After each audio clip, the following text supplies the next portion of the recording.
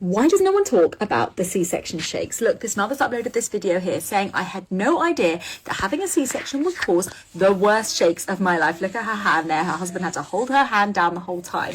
Poor her. Having shakes like that whilst you're having an operation can be quite unpleasant, but it's not uncommon. So let's talk about why the shakes can happen during a C-section and whether it can interfere with your ability to hold your baby straight after they're born.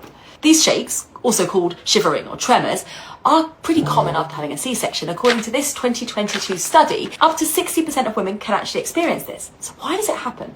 Three main reasons. Firstly, having a spinal or an epidural anesthetic.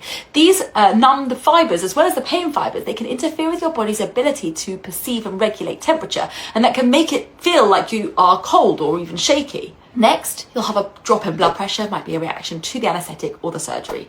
And third, adrenaline and anxiety. Now, adrenaline naturally surges when you're having surgery anyway, and of course, it's very natural to feel anxious as you're about to have a baby and you're again having a major surgery. Your body is responding to this big event. You might feel anxious or excited, but it can go into this full body flight or fight mode. Now, these shakes aren't dangerous, but it can feel uncomfortable or even unsettling, and they can also interfere with our monitoring, but they're otherwise totally harmless. Sometimes I hear partners asking for blankets because they're thinking that their partner is shivering because they are cold, but rest assured, usually this is not the case. It's not shivering because you're cold or because you've got a temperature. It can be a reaction to everything else, although of course those things can also be true.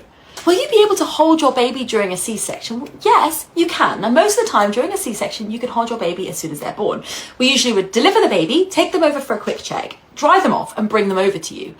It's important to remember, though, that when you're having a C-section, you're usually lying pretty flat, and it's quite common to feel pretty nauseous or even vomit after your baby is delivered.